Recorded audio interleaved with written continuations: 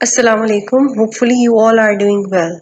Today we are going to learn about object, its different kinds, and object complement.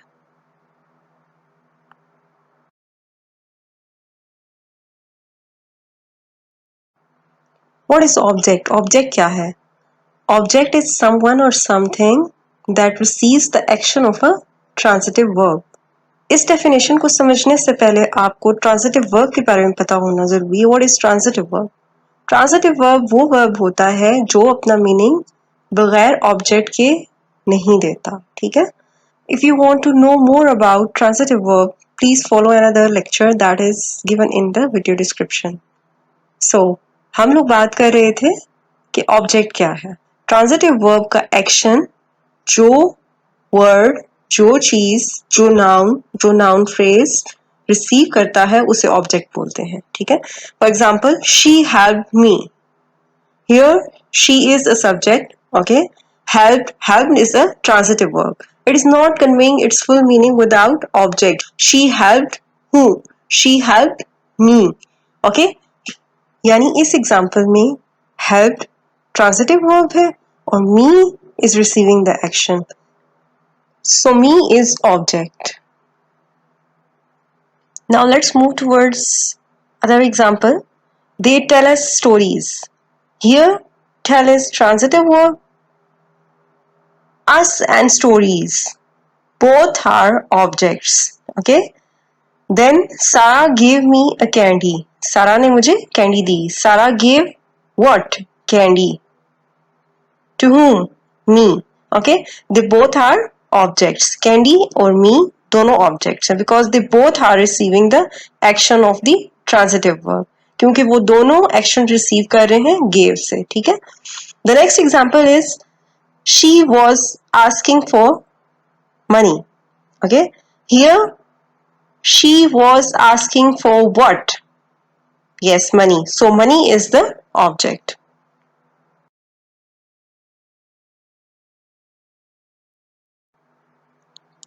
अब हम object की kinds के बारे में पढ़ेंगे. First of all we have direct object. Direct object क्या होता है? इसमें ऑब्जेक्ट अपना एक्शन वर्ब से रिसीव करता है. जैसे कि नीचे एग्जांपल्स में they killed him. They killed whom? Him. Yes, him is direct object. अगर दूसरी एग्जांपल में देखें, she helped me.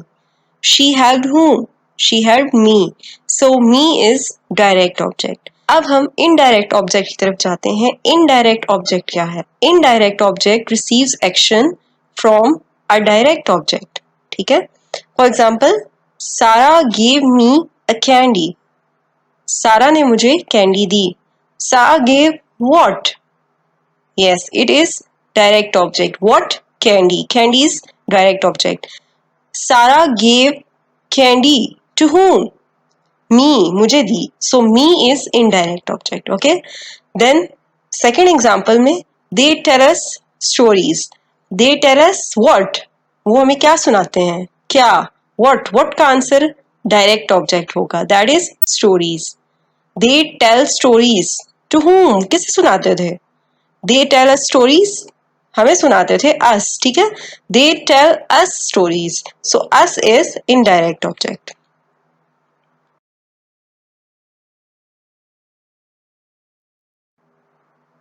Next is object of preposition. The noun phrase and pronoun that follows the preposition in a sentence is called object of preposition. यानी किसी भी sentence में जब noun phrase या प्रोनाउन किसी preposition के बाद आ रहे हों तो हम उस नाउन फ्रेज या प्रोनाउन को ऑब्जेक्ट ऑफ preposition बोलेंगे. For example, she gave me a glass of milk. अब इसमें हम बारी बारी डायरेक्ट ऑब्जेक्ट, इनडायरेक्ट ऑब्जेक्ट और ऑब्जेक्ट ऑफ preposition देखेंगे. She gave me what? She gave me a glass of milk. Here, glass is direct object. She gave a glass of milk to whom? To me. So, me is indirect object. And she gave me a glass of glass of what? Yes, glass of milk. So of के बाद of को जो noun follow कर रहा है उसे हम object of preposition बोलेंगे, यानी यहाँ पे मिल्क ऑफ को फॉलो कर रहा है, so milk will be object of preposition. Next example is they are not coming with us. With whom? With us. Okay, with is preposition और with को follow कर रहा है pronoun us, so us is the object of preposition. Okay, next example is I was walking along the road. इस sentence में preposition क्या है? along. along को कौन सा noun follow कर रहा है, noun phrase follow कर रहा है? the road. So the road is object of preposition और preposition क्या थी? along. ठीक है, तो इस सेंटेंस में the road जो कि एक noun phrase है, ये object है preposition. किस preposition का? along का.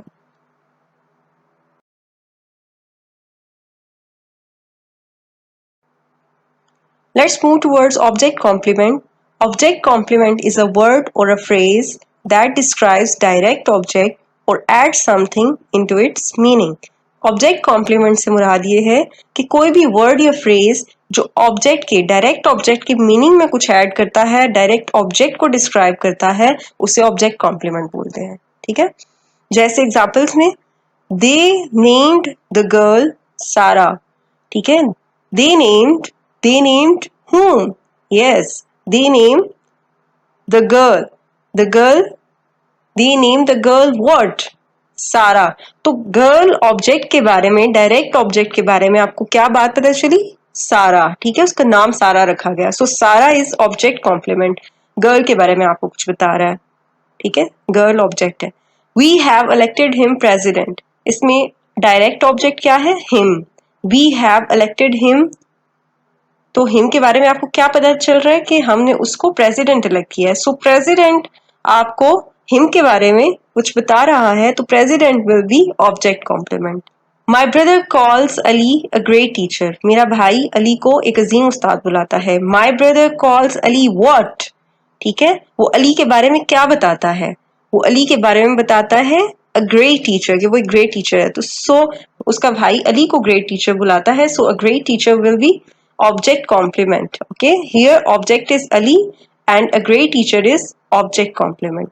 And next example, the prime minister appointed you as security advisor. The prime minister appointed किसको appoint किया? You. Yes, you. तो you के बारे में आपको, you object है, object के बारे में क्या बात पता चल रही है? Yes, security advisor. security advisor का जो phrase है ये ऑब्जेक्ट के मीनिंग में कुछ ऐड कर रहा है, so this will be object complement. Keep one thing in your mind, आप कोई भी एग्जाम दे रहे हो, चाहे वो रेगुलर बोर्ड का एग्जाम हो, एफपीएससी का टेस्ट हो, प्रोविंशियल गवर्नमेंट के कोई टेस्ट हो, इंडक्शन टेस्ट हो या एडमिशन टेस्ट हो, जहां भी इंग्लिश का ग्रामर का पोर्शन इन्वॉल्व है उसमें इससे रिलेटेड एक आध एमसीक्यू जरूर आता है. और जैसा कि आपके लिए एक एक नंबर कीमती होता है, तो हर चीज पे फोकस करना जरूरी है. So please do focus on the grammar portion.